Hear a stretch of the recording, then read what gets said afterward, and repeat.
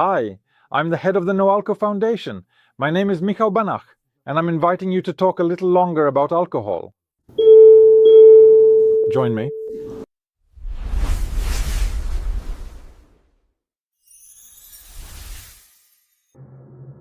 Hello everyone, ladies and gentlemen. Welcome back. Here we are again on YouTube, and as usual, I'll start, as always, with the definition. Let us begin. Alcohol, commonly known as ethanol, is a substance that is both poisonous, psychoactive, and highly addictive, a narcotic substance that is widely used throughout the world.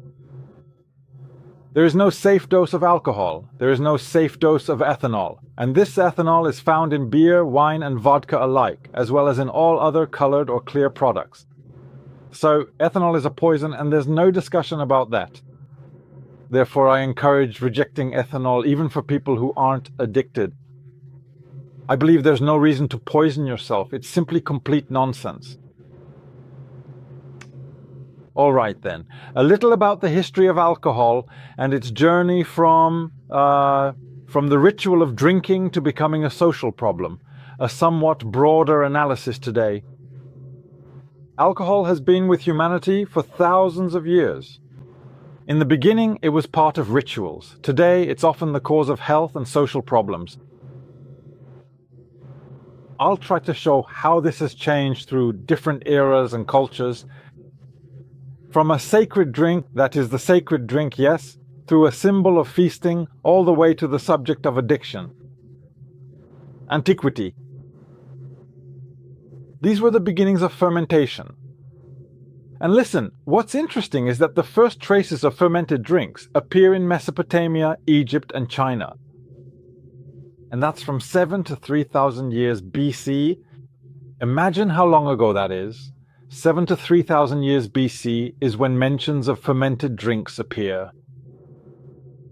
Alcohol was used for religious, medicinal, and ceremonial purposes. In Egypt, wine was the drink of the elites, while beer was the drink of the common people. And this pattern, by the way, carried on into later times. It was believed that alcohol came from the gods. The Greeks and Romans introduced a certain culture of wine.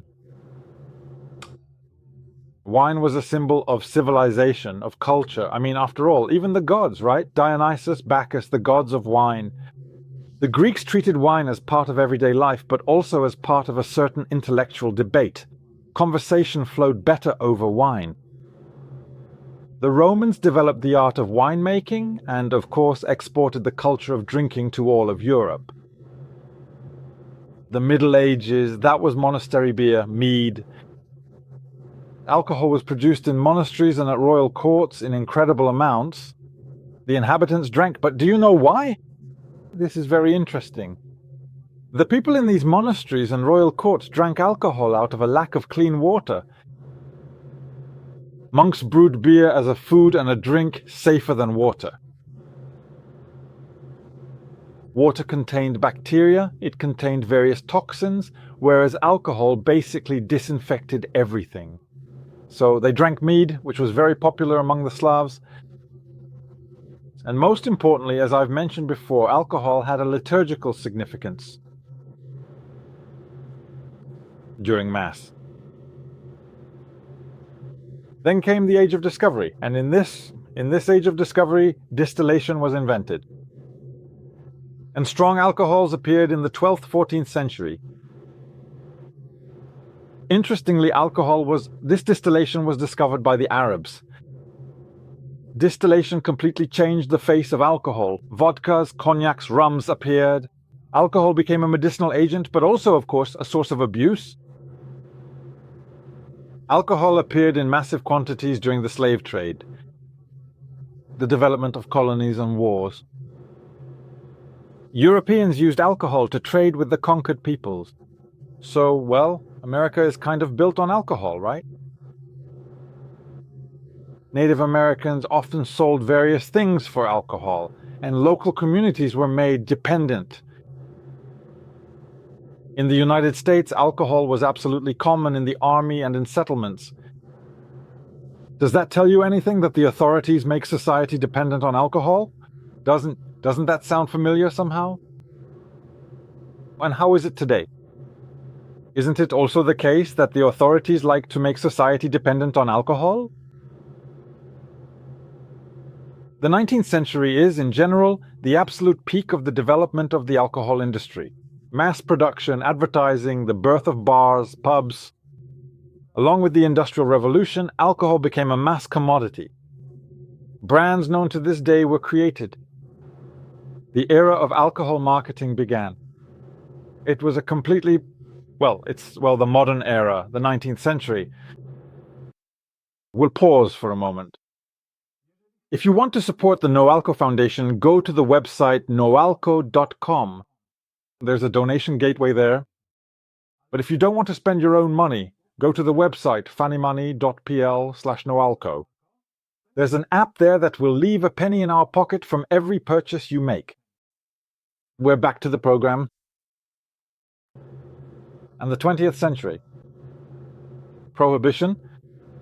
The ban on alcohol in the United States from 1920 to 1933. An increase in crime. It turns out that Prohibition was supposed to limit alcoholism, but it led to the rise of the mafia, smuggling, and illegal bars. It showed that a ban without education contributes nothing at all. It makes no sense whatsoever. The 20th and 21st centuries. Suddenly it turns out that alcohol is a social problem. That alcohol is a risk factor for hundreds of diseases. The World Health Organization lists cancer, liver, heart attacks. There are incredible health consequences. I'm not even talking about the social or psychological effects.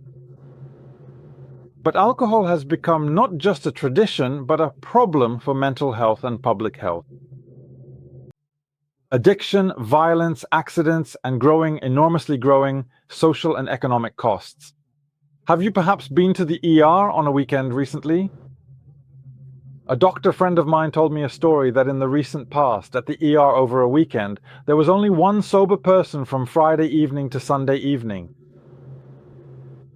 To this day, children in school are not taught that alcohol is a poison. They talk about some effects and so on and so on.